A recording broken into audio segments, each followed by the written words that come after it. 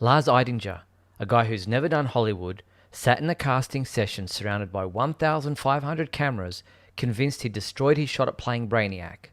5 days later, James Gunn texted him personally. He said he cried. Plus, new Supergirl info, new Superman action figures, and so much more. Tonight we're talking about everything Superman and Supergirl. Let's dive in.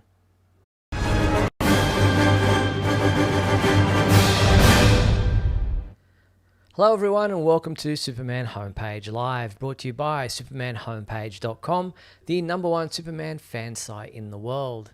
In this, our April 6, 2026 show, we're going to be covering those topics and so much more, but we'll also be turning to you to take your questions and comments on any particular Superman topic you would like to discuss and to let you know how all that works. I'm going to let you hear from Michael Bailey in a second, but let me welcome my two co-hosts who are joining me tonight.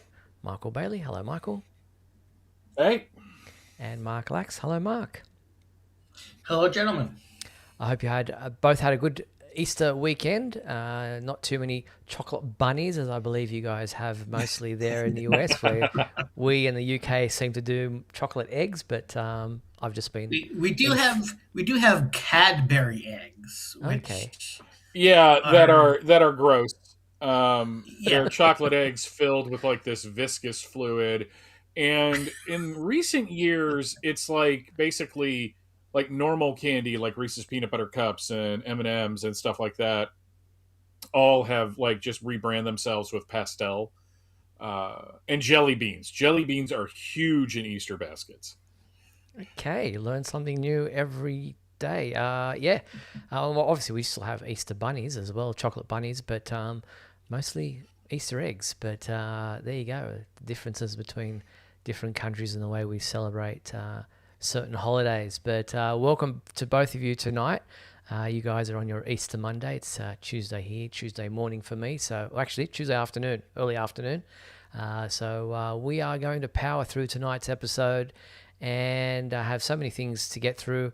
But Michael, how do fans get involved if we have time to have callers tonight? Oh, it's really, really simple. All they have to do is go to supermanhomepage.com/live and press the call now button, or they can scan the QR code with their smartphone. As always, if you're watching the show with your laptop or your desktop and you're using an external speaker and you do get on to talk with us, please mute that because we're on a bit of a delay and that could screw things up. Also, if you're going to use your smartphone to talk to us, please use like your headset or your AirPods or whatever, because there is a bit of a crackle when you use your speakerphone. Exactly, and if you're a little bit shy and don't want to get on the phone tonight to talk to us, or we don't have time, then throughout the hour, Michael, Mark, and I can read what you're saying in the comments, whether you're on YouTube, Facebook, or Instagram tonight. Have your say, type any questions or comments you might have, and we will react to them as the show goes on. If you're on YouTube and you want your question or comment featured live on the screen during the show, that is called a super chat. All you do is you click the dollar symbol there on YouTube. A slider will appear on your screen. You decide on the dollar amount you're willing to donate, and we will feature your comment or question live on the screen. There are also super stickers and super thanks on YouTube if you want to give those a go. And thank you to our patrons, our Superman homepage champions, who keep this show free for everyone. Douglas Meacham, John Patrick Van Pelt, Tina Murray, and Rick and Tanya Schutzau. Thank you so much for your financial support. And if you'd like to join those folks and have your name read out at the beginning and end of every Superman Homepage Live broadcast, then all you have to do is click the join button below there on YouTube. There are different levels of membership with different levels of perks. Or you could go to patreon.com/Superman Homepage. All right, well, let's get into... Yes, Michael. I was about to just point out to talk about the comments as we mentioned them.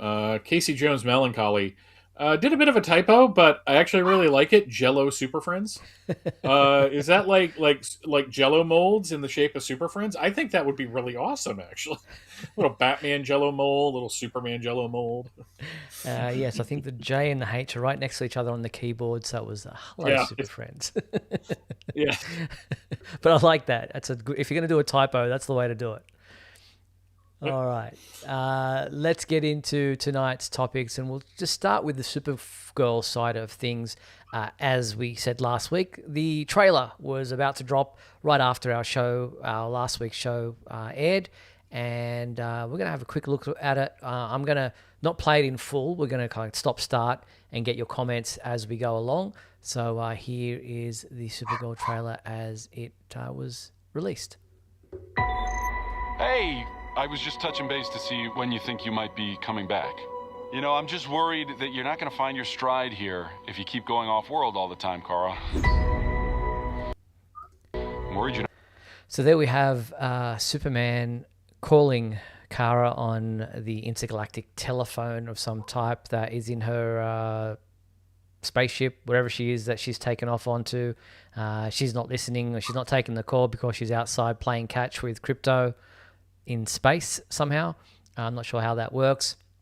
I've seen a lot of comments about Superman's appearance here and people comparing it to that Henry Cavill phone footage of, him in, was it Batman v Superman or Justice League? It was Josh Whedon's Justice League, where he obviously had the moustache replaced and how weird that looked.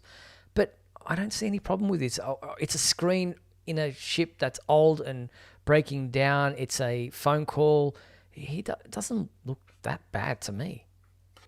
Yeah, I don't like all the discourse around like this part of the trailer in general has me like, what are we complaining about? It's like this is like the least offensive, not quote unquote offensive. Like I wasn't really offended, but for me, like this was the part of the trailer where I was like, well, this is kind of cool. He's they've got like a zonophone, and it's he's communicating with her in space, and there's like stuff between the two of them, and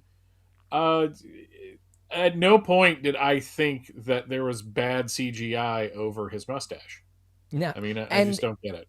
As Mr. Matlock says, it's like old-fashioned TV. It's some kind of like a technology that is obviously not HD quality. But yeah. I was interested there, Mark, that he's got himself listed as Clark in the phone call, which I hope it's a secure line.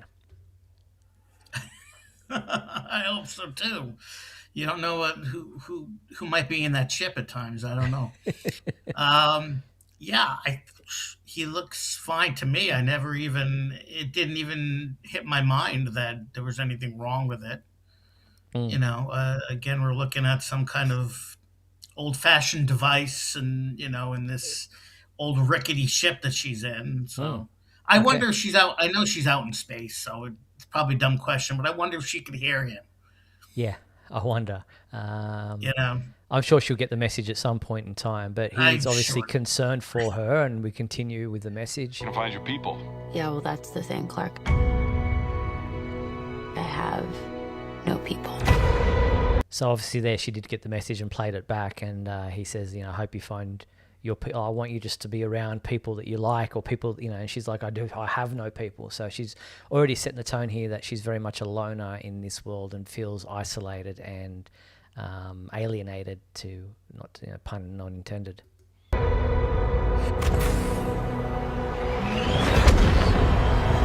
So there we obviously have the escape from Krypton, or from Argo City, or whatever the city she's in, that we hear and know for a fact now that she survived, or Zor-El and people from her family and city survived the aftermath of Krypton's explosion.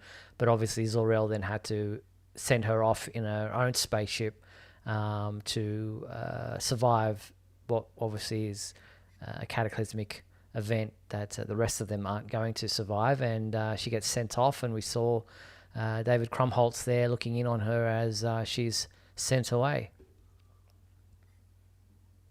Yeah, the cool thing that I liked about her talking to the video is that it works if she's talking to him like live, or if she's just talking to the video as she's watching the message. It can play either way, and it really sets the tone that Clark is trying to reach out to her, because we didn't really get a whole sense of that at the end of Superman. It seemed like her showing up was more of like, oh God, she's here, and not, oh, thank God, my cousin's here. But here, he's really reaching out to her, and she's really resistant to that, which is part of the whole emotional arc of the film, I'm assuming. Yeah, and Casey Jones Melancholy in the comments says, "I have no when she says I have no people," he said solid evidence that this is tied into the Snyderverse. I don't think so. I think you're reaching there. This is just a line. I know Zod said, "I have no people. You've taken away my people," that kind of thing. But this is just Supergirl's way of indicating that, replying to Clark's, comment. There's no correlation there whatsoever. I think that's reaching. Yeah, she's saying she has no people because if they're going, we don't know how close it's sticking to the source material, but spoilers, there is an entire issue of the miniseries that deals with the death of Argo City and what she went through on there. So if that's the case and that's what they're going for, then it makes perfect sense that she would feel like she doesn't have any people. Okay. Well, Casey's being facetious. He was just... I understand. I understand, but it's just... I saw people online like, well, why does she say she has no people? Superman's there. Just go with it, y'all. Well, I mean, she's not really his people because he grew up on Earth and she probably doesn't have a lot in common with him. Even though they're blood related, they are family in that, sense. They don't really have much in common other than the fact that they share the L surname because she grew up in the Kryptonian society and he grew up on Earth. So they probably don't have a lot in common. Anyway, moving on. Miss wherever you are, buddy. So home is wherever Krypto is. So he's obviously her person. Crypto and I at least had each other. Honestly, I thought we were lucky. So there you have, they're just really solidifying the relationship that Kara and Krypto are each other's touchstone to, family, and that really he's the one that is her buddy, and that's where the two of them are tied together. And so we know that that's the emotional link, and obviously something's going to happen to Krypto in this movie that is going to, which we'll see in the rest of the trailer. But luck, almost by definition, runs out.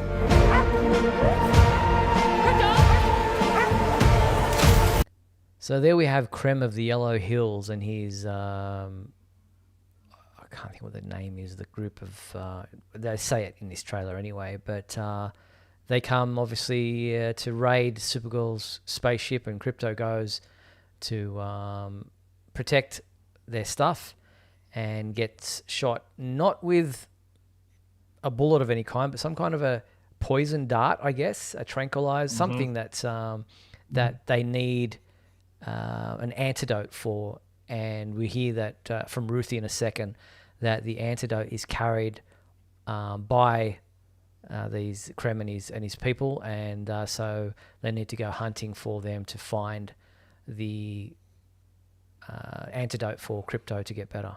We'll move on. What can I do? The Brickens carry the antidote on that person. He has 3 days. You cannot give up on me. So we have a stopwatch there, 3 days for her to be able to save Krypto. So there's a ticking time bomb already. Krypto has 3 days to survive. They have to get this antidote from the Brigands, I think is the word she used, for Krem and his people. So, yeah, there's already a kind of an idea there of what's happening. Yeah, this is where the trailer lost me, in all honesty. To be fair, it was a part of the comic that I didn't like either.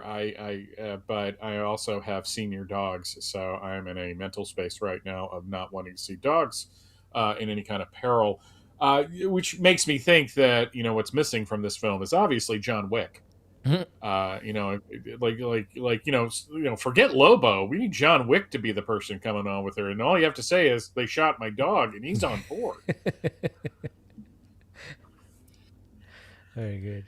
Yeah, it's always hurt the dog, and Suffer the hurt the ramifications. dog, you get the emotion, do something to the dog. And I mean, again, yeah, I know it's from the comic and all that, but it's just, one of those, oh yeah, put the dog in jeopardy or hurt the dog in order to get, and I'm kind of sick of seeing that all the time.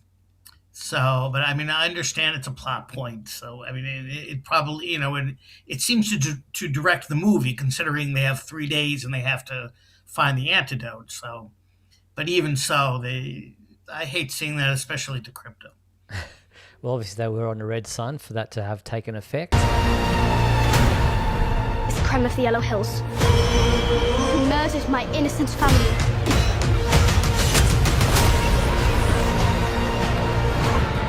Just do what I say. So there we have obviously Ruthie's story where she gives her background that her father was killed by Krem, and so she's also seeking revenge. So her and Supergirl, her and Kara team up and go on this revenge quest. So here we have them in this bar. We've Don't die. This does not look like this is going to end well for you guys. She protects Ruthie there by putting that table in front. She goes from there onwards, and here we have Lobo. You're hurting my head. So he's obviously joining them on some kind of on that quest, and will obviously be required as a bounty hunter to help them hunt down Krem, and that's where that relationship comes into play, which is not part of the original comic book story, but I can understand how that works, and it fits pretty well. And it sounds like the banter between them is pretty fun from the rest of the trailer.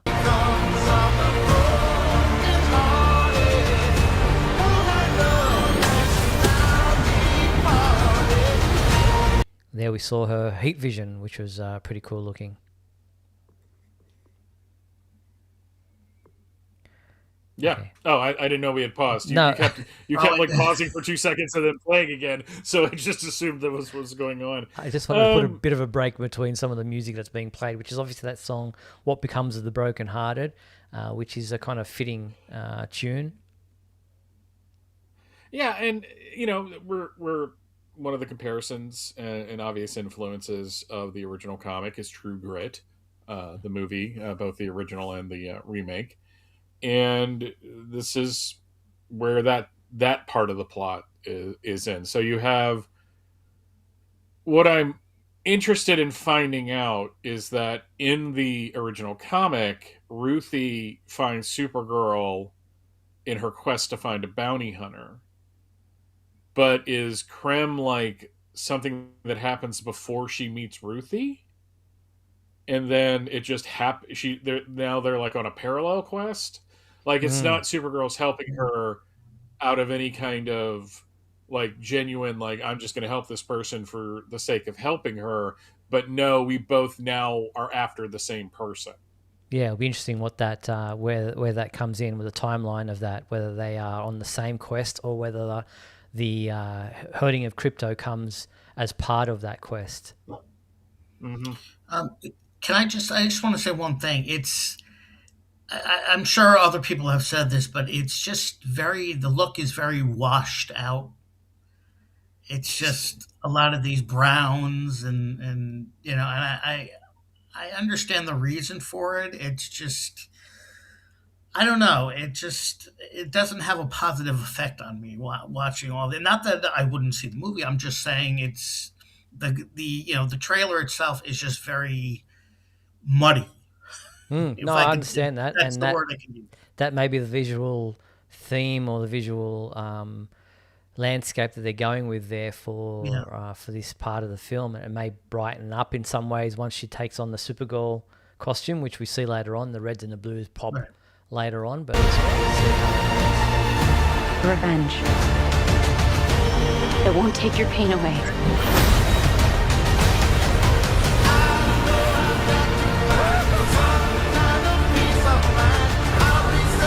So there we see more of the Lobo action and some of Supergirl kind of giving that bit of a talk to Ruthie about, that revenge won't make the pain go away. She's obviously talking there from some of her own experience. Your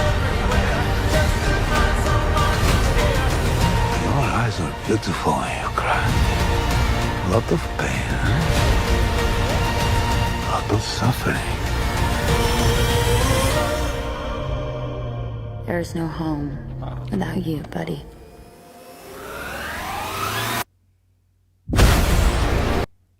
That was probably the most action-packed part of the trailer there, where she obviously is not holding back and is willing to take out any of the bad guys that get in her way, and Krem is obviously there toying with her and her emotions, and then obviously she the touchstone there, that is Crypto and her relationship with him. So pretty emotional stuff there, and we'll finish the last 20 seconds. As you can see, Supergirl's costume really does pop the rest of the movie. Aren't you the ditz from that dive bar? Funny. That's what I've been calling you. Touche.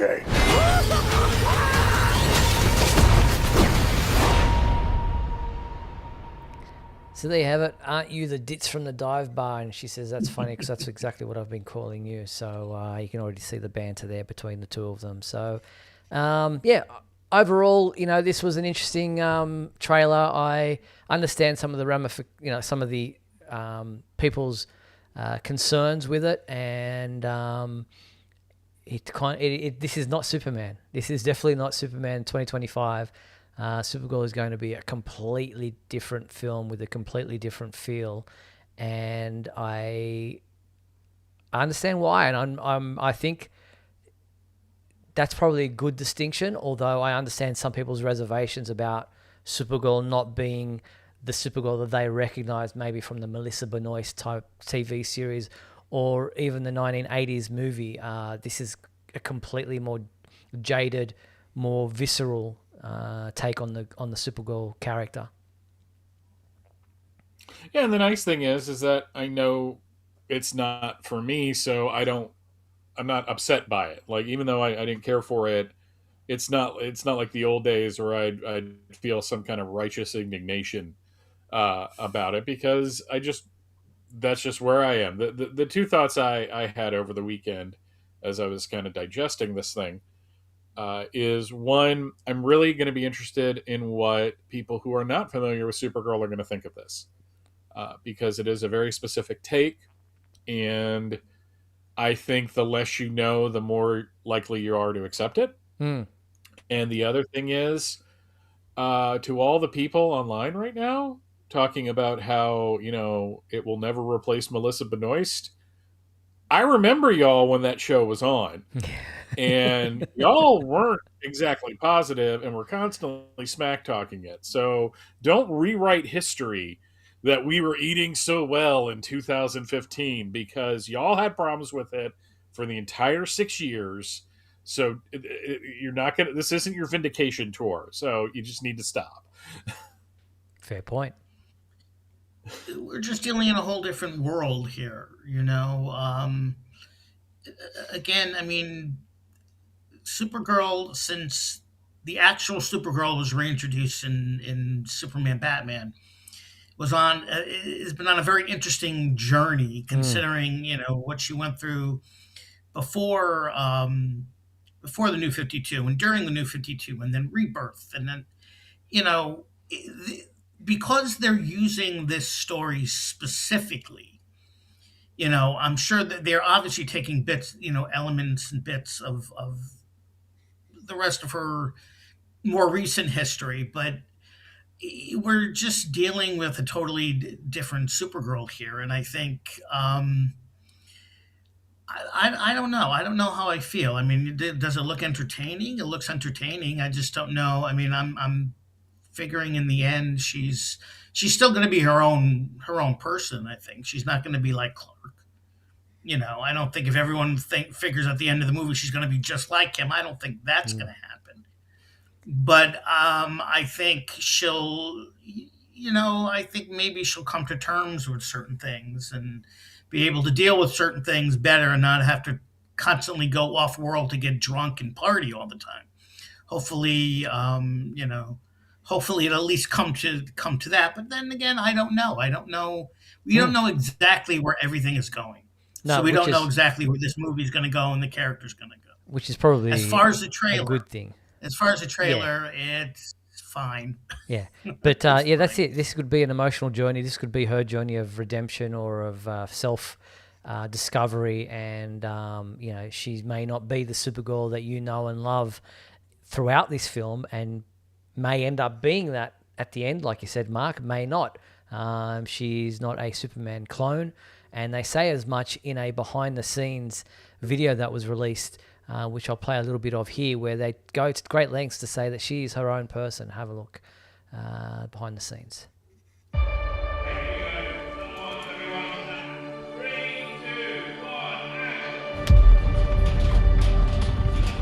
Supergirl was raised on a chunk of a disintegrated planet. People were dying all around her. She's not Superman, and she's definitely not Clark Kent. Supergirl. So he's already just stated there, straight point blank, that she's not Clark Kent, she's not Superman, and she's definitely not Clark Kent. So James Gunn, obviously not the director or writer of this film, but is obviously still the DC Studios co-CEO and a producer on this film, has a lot to do with it, but went to great lengths there to kind of point that out. Yeah, and this is more. I mean, I know it's not his film, but this is more his bag. In terms of, it seems like the characters he likes, and I do wish more people would start talking about Craig Gillespie. Yes. and putting his name in the discourse, because it seems like everyone, it's like, this is James Gunn Supergirl. It's I'm sure he's got a lot of input because he's a producer and he's the head of the studio, and he's a creative guy, so he's going to have opinions. But yeah, it's just like, this is anybody looking for this to be a James Gunn film, I think they're going to end up being surprised with the final result. Yeah. It's funny because people are saying, oh, James Gunn, oh, it's like Guardians of the Galaxy and all that. And yet, whose face do you keep seeing all the time? Is James Gunn, James Gunn, James Gunn. And so I don't blame these people for keep saying, well, James Gunn did this and James Gunn did that. Well, he's the face you keep saying. You don't see the director that often, or even the writer that often. You're not hearing a lot from them. I haven't watched this behind the scenes thing, so I don't know who talks and who does what, but it's always James Gunn's face. So you have to understand where some people are coming from when they keep either blaming or saying, or praising James Gunn for the way this looks, because he's the face that you're constantly seeing. Yeah, I get that, and I can understand people's concerns there. But I wish Gillespie would get more of a say in some of these interviews and things, as Michael said. Some people complaining that the stream seems to be buffering a little bit. Hopefully that clears itself up.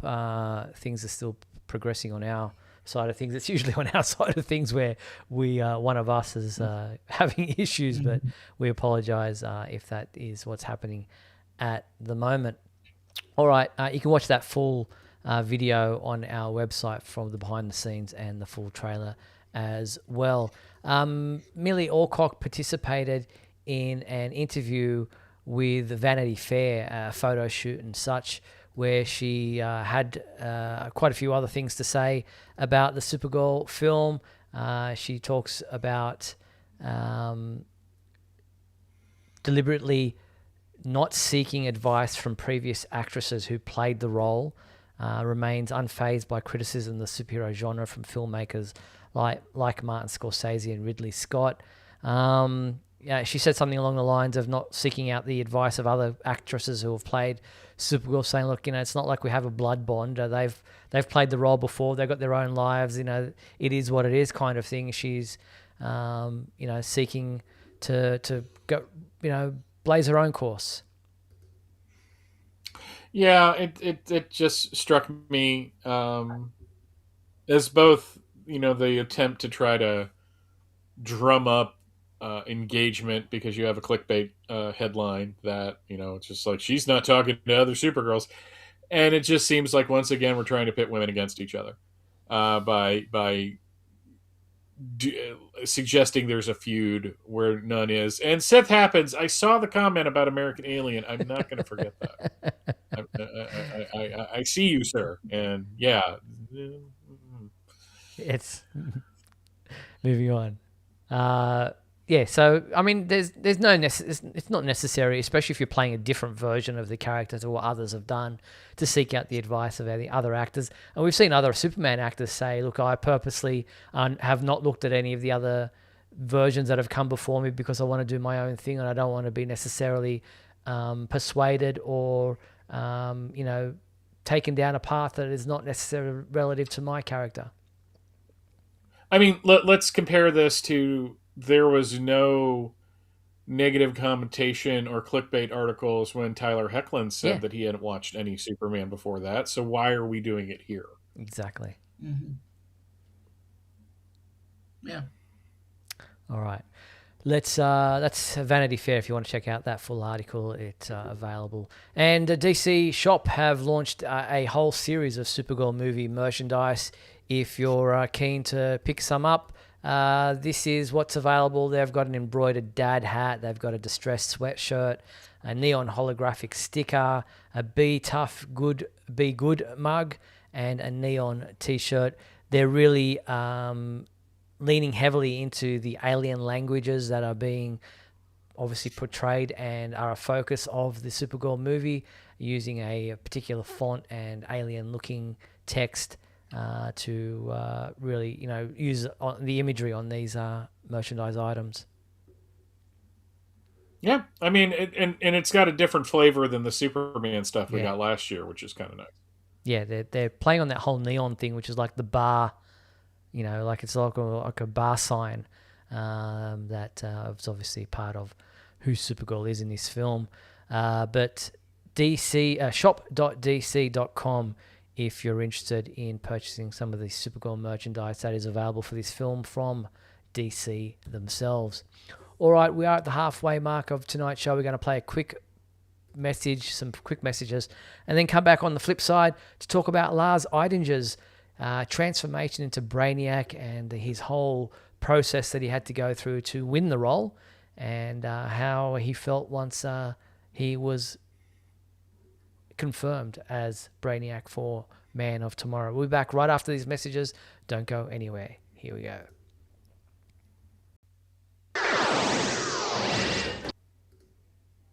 We'll be back in a moment with the exciting climax of today's episode. So stand by.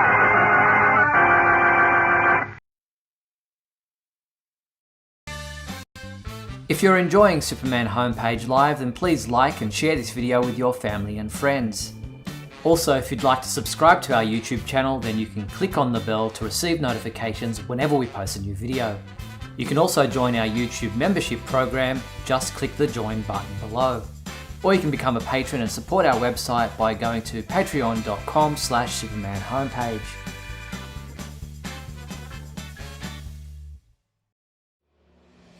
Nearly 90 years of history, but how do you map the entire expansive mythology of this dynamic cultural phenomenon? Introducing Man of Yesterday, Today and Tomorrow. The chronological framework navigates Superman's history month by month. Discover the individuals who shaped the icon, the date of Krypton's tragic destruction, and the day the nation mourns Superman's death. Explore epic milestones, from the groundbreaking radio debut to Richard Donner's cinematic masterpiece that launched an entire era. This is more than a catalogue of dates. It's a roadmap to understanding how myths evolve and continue to shape the world. Go to Amazon to get your copy today.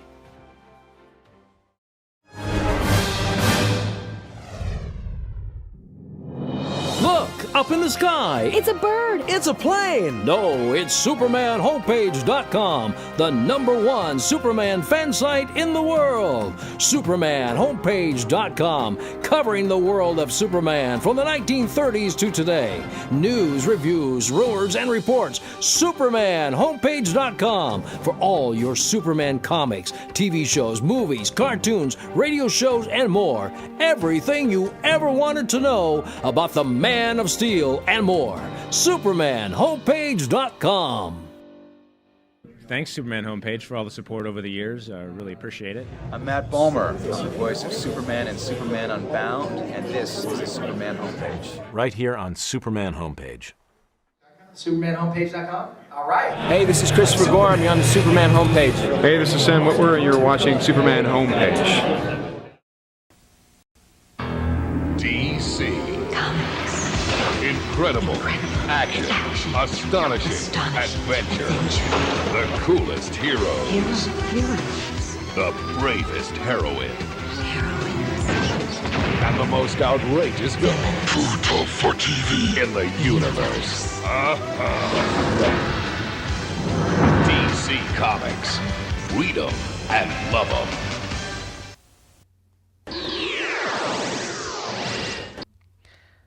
All right, we're back on Superman Homepage live. We're going to quickly do this next segment on Lars Eidinger, and then we're going to go into our fan favorite question, This Week in History, and then our fan focus. And tonight we have John Patrick Van Pelt as our fan focus. So when we get into the This Week in History, John, you feel free to call in then. Lars Eidinger is the man who has been cast in the role of Brainiac for the upcoming Man of Tomorrow film set out to be released in 2027. There is a whole interview on YouTube with him, but it's all in German. We translated it for you and gave you the basis of what the interview was all about. And he talks about the fact that he thought he'd stuffed up the auditioning process and that he had ruined his chance on being cast as Brainiac. But then he describes a surreal scanning session where he was surrounded by approximately 1,500 cameras to create a 3D image of his body and the physical transformation that he has to go through to become Brainiac. He says it requires 2 hours of makeup to apply the Brainiac mask. So, yeah, he's very happy to be in this film and very happy to have been cast as Brainiac. I think it bodes really well.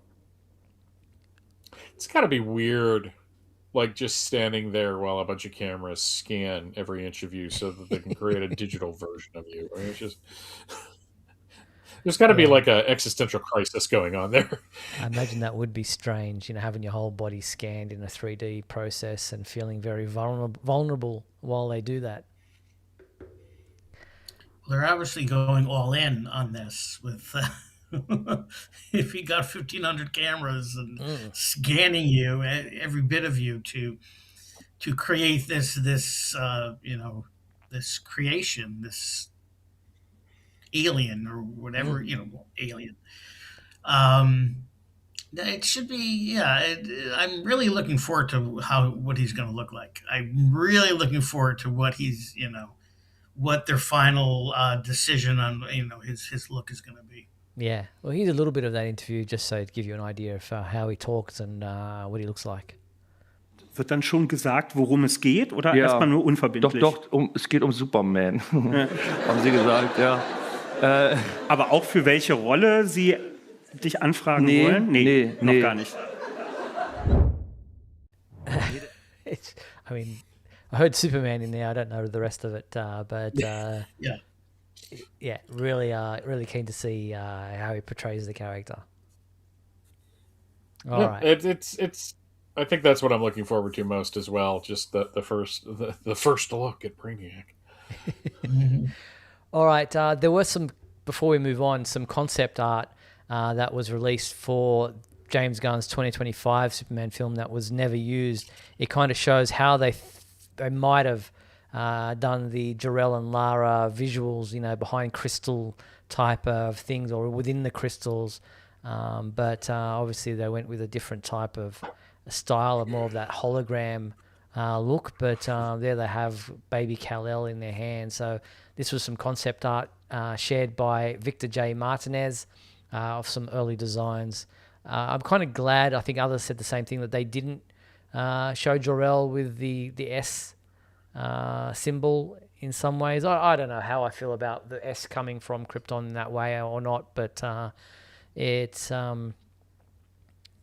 different designs to what we obviously got in the film.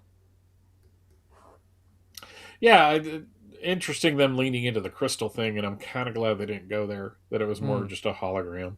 Yeah. So, thank you to Victor for sharing those online.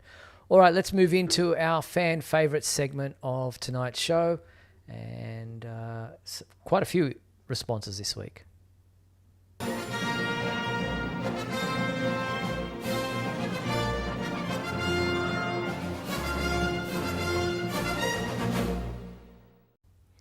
All right, our fan favorite question from last week was, which is your favorite Superman t-shirt design that you have in your collection? And we had quite a few people respond. Michael, who was up first? Oh, JP Rocha is first with my favorite Superman t-shirt was last year's special White Gold Industries release. One of the best Cyborg Superman designs. Thank you very much. Yeah, that's a Dan Jurgens image, I believe. Yep. Very good. Thank you, JP. And Darren Assay, I hope I'm saying that right. An answer to last week's fan favorite question about favorite Superman t-shirts. I thought it would be a bit cheeky and submit my favorite Superman shirt. I bought this in University at King's Comics in Sydney. It is just not my favorite Superman shirt, but one of my favorite pieces of clothing in my cupboard. Very good. Thank you, Darren. Nice to hear from a fellow Sydney-sider, and it's a nice-looking shirt. All right, next up we have Kirby Lindell, who said, "Hey guys, I never got around to answering last week's question about the Superman trading cards. Falling in love with the Man of Steel and Superman comics about 65 years ago. I have to select the 1965 or 66 Topps cards based on the Adventures of Superman TV series with George Reeves, my favorite Superman ever. This week's question, this is more of the cards. There you go there. Thank you, Kirby, for sharing them. For this week's question, about your favorite t-shirt, my favorite Superman shirts are not t-shirts, but I enclosed them, so I hope this will qualify. And the shirts are the front and back, and I'm sure you'll all recognize the comics that they came from, and of course illustrated by the GOAT Kurt Swan. Very nice. Thank you very much, Kirby. Ryan Ignatius Pratt wrote, of the many Superman t-shirts that I have, I would probably say that this one, taken from the amazing cover of Superman of Forever #1 by the great Alex Ross, would be my favorite. Now, as to Michael's question last week about the Lois and Clark trading card set I acquired, unfortunately, no, it did not come with any of the temporary S tattoos. Oh, that's unfortunate. But I do have some of the individual Lois and Clark packs I bought years ago, so though I was never brave enough to try donning them. Fair enough. Thank you, Ryan. Carol Lucker wrote, my favorite Superman shirt is where it looks like an American flag that's well worn and been through battle. I wore it all 3 times I met Dean Cain. He didn't notice until I pointed it out. It was a great laugh. Very good. Thank you, Cara. Next up, we have Michael Marino, who said, I've collected numerous Superman t-shirts over the years, but the ones that pop to mind are the classic Superman t-shirt and the 2025 Superman movie shirt. I also have a favorite Superman hoodie as well. Thank you, Michael. Wonder wrote, my favorite Superman t-shirt is the one I got from Shoe Palace. I actually got a lot of really cool Superman shirts and shorts from there. Sadly, I'll be working tonight. We'll have to miss the stream and catch the VOD later. Thanks for all you guys do for the community, and I hope all is well. Thank you. Obviously, that one's mirrored, but thank you very much to Wonder. And Celeste Sims wrote, hope you all had an amazing Easter and weekend. My favorite Superman t-shirt is the one from redbubble.com for $16.79. It has Superman with crypto on the front and says, 'cause I'm a punk rocker, yes I am, written on the top. I thought it was a great addition to the rest of the art of the shirt. I also love the whole kindness is punk rock message that is a driving force for James Gunn's film. Thank you very much, Celeste. So thank you to everyone who sent in their responses to this fan favorite question. Are you wearing your favorite shirt right now, Michael? No, I'm just wearing the one I happen to be wearing when I got home from work tonight.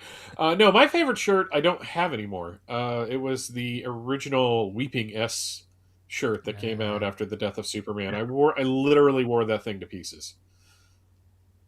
Mark, do you have a favorite? I was gonna put on a t-shirt before, and I didn't.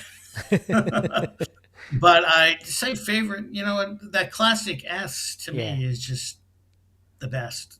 I mean, there's so many. I mean, I love the David Cornsweet design and all of that, but that classic S, you just can't beat that. Yeah, agreed. Yeah, I like it when it sometimes has some kind of different other design to it that goes with the traditional S. But thank you to everyone who sent in their replies to this fan favorite question.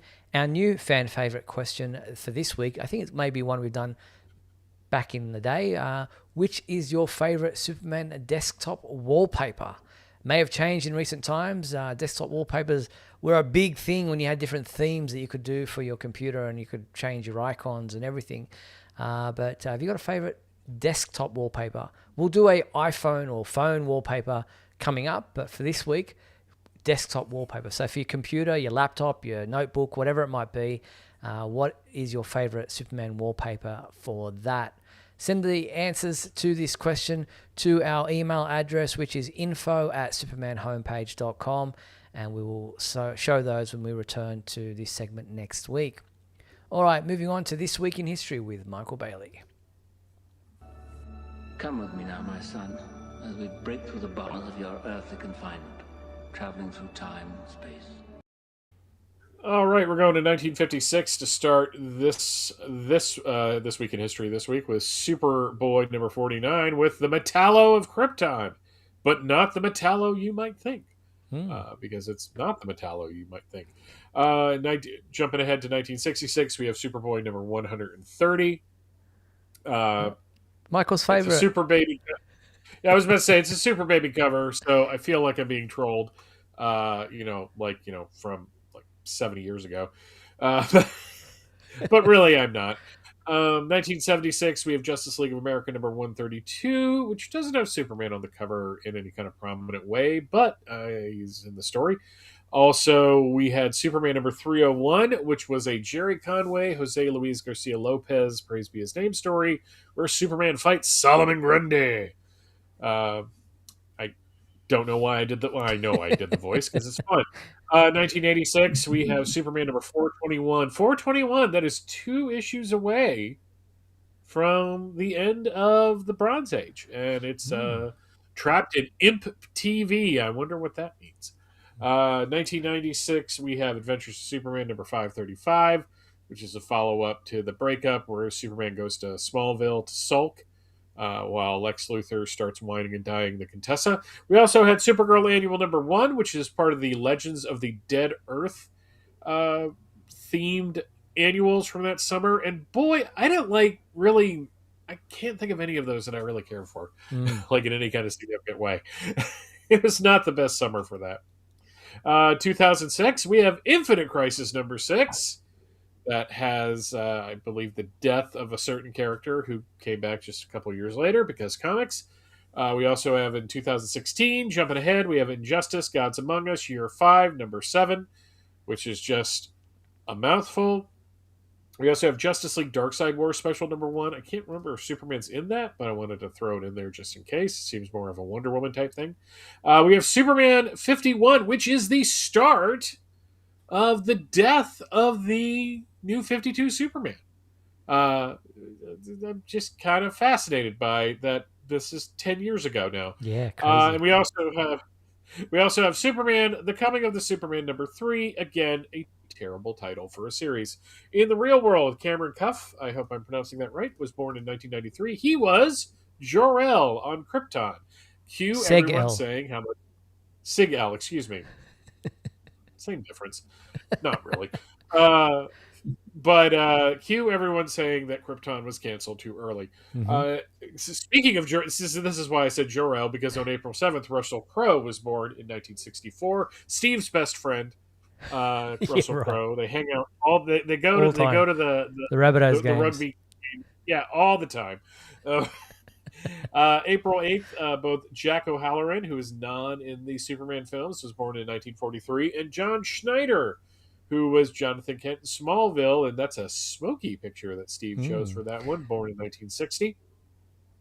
April 9th is the birthday of George Lothar, who was born in 1913. Now, he not only is the writer of the first Superman prose book, The Adventures of Superman, but he was also a writer on the radio series as well, which is how he got the gig writing the book. April 10th, Kyler Lee, who was Alex? Was that? Yes, Alex? Yes. Sorry, now I'm questioning everything about this list. She was born in 1982. If you want to see something really interesting, check out the video from Not Another Teen Movie where she's in a hot tub with Marilyn Manson. It's weird. And April 11th, Miley Alcock, who is Supergirl in the new film, was born in 2000, which makes the three of us feel very old. Very. And that is it for This Week in History. Very good. Thank you very much, Michael. Yes, the fact that the new Supergirl is born in 2000 does make me feel very old. All right, that was This Week in History. We are now going to do the fan focus segment, so we will wait for John Patrick Van Pelt to call in, and we'll get him on as soon as he does that. But while we're waiting for John to call in, there was a fan-made video by our good friend Aaron Price of A Price Productions, who did a fan-created video of his version of Superman helping out the Marvel heroes in Avengers Endgame. I'm just going to show you a little bit of that here as a teaser, but you should definitely go check this out on our website or on his YouTube channel. Captain America. Can you hear me? I was told you might need some help. Look over your left shoulder.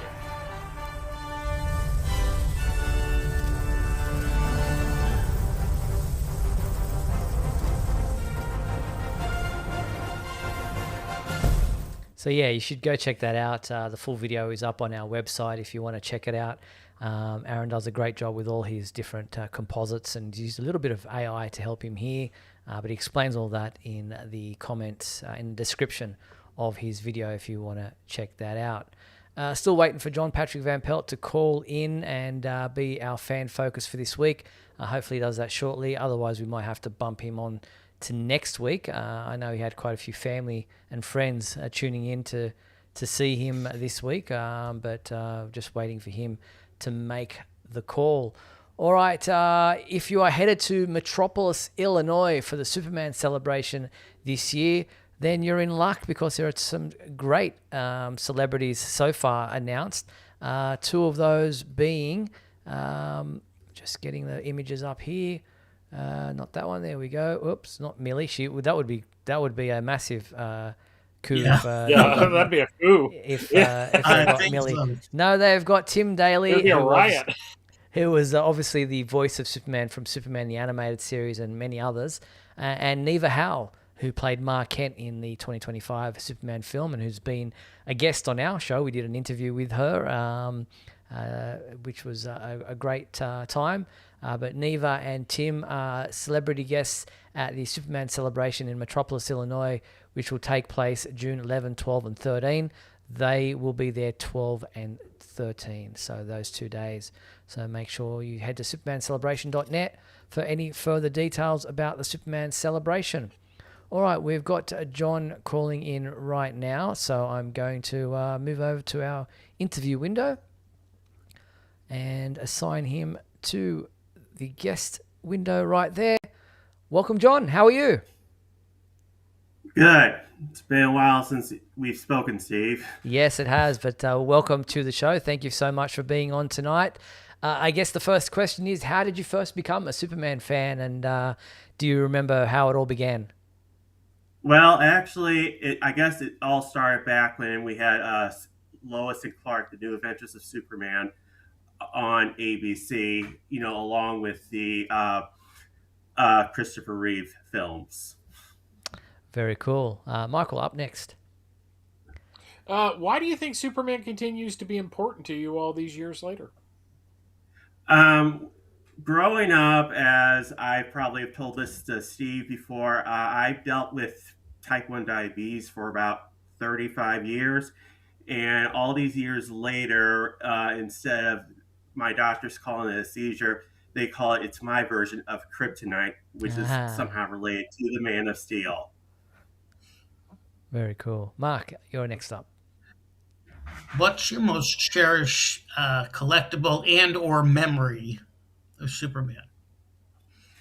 It had to be back in the day when we still had Blockbuster videos, and I got to rent Superman the movie for the first time on VHS. And then after I rented it and returned it, I ended up buying it. Very cool. That is a great one to get you into as far as being a collectible to first collect.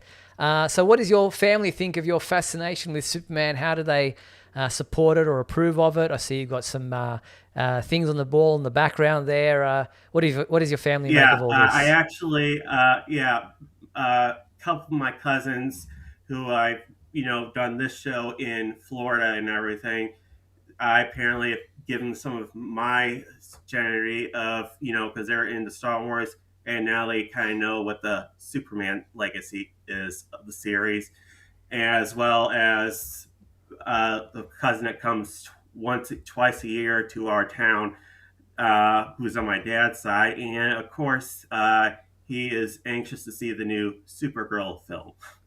Very cool. So it sounds like the family are all fully in support of that, which is great. Thank you so much, John, for being our fan focus tonight. Thank you so much for your continued support of the Superman homepage, not just this show, but the website and everything else we do. Your name is one of those that is synonymous now with our show because you've been such a long time supporter. So thank you so much, and it's great to be able to talk to you tonight. Yes, and I'm hoping we can do this again at some point. Thank you, John. Appreciate it. Definitely. It's always great to hear from you. So thank you so much for being our fan focus person tonight. All right. Thanks, John. Talk to you soon. Thanks, John. Talk to you soon. Bye-bye. That was John Patrick Van Pelt. One of those names that we hear quite often, we mention quite often. It's great to have him on as our fan focus person tonight. So that was really cool.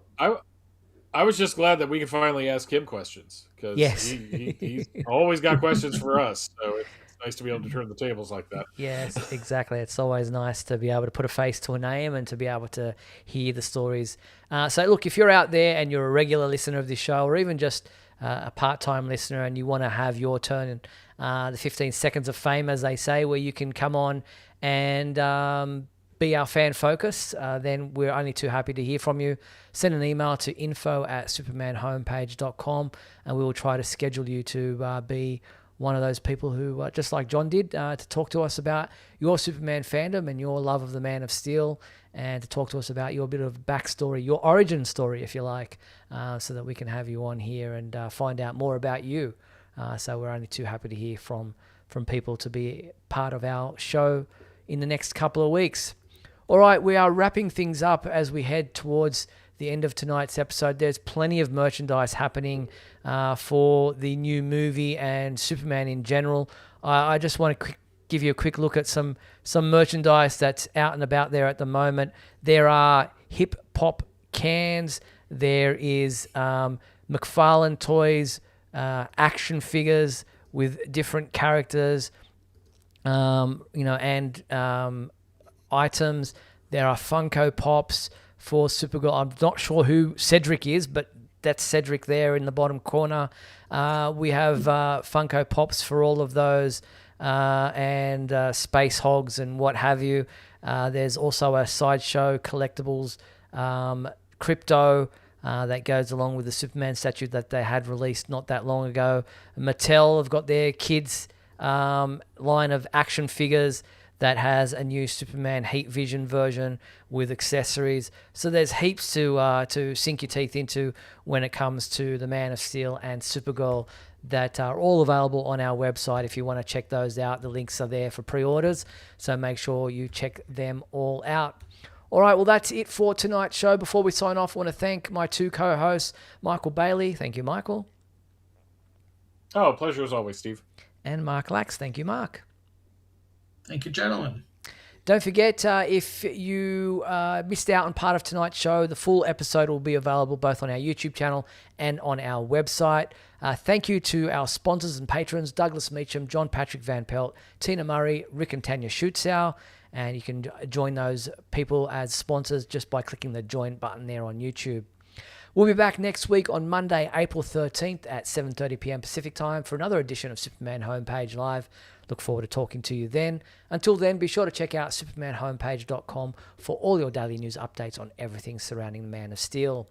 I'm Steve Eunice, bar for myself, Michael Bailey, Mark Lax. Thanks for watching Superman Homepage Live, brought to you by supermanhomepage.com. Good night.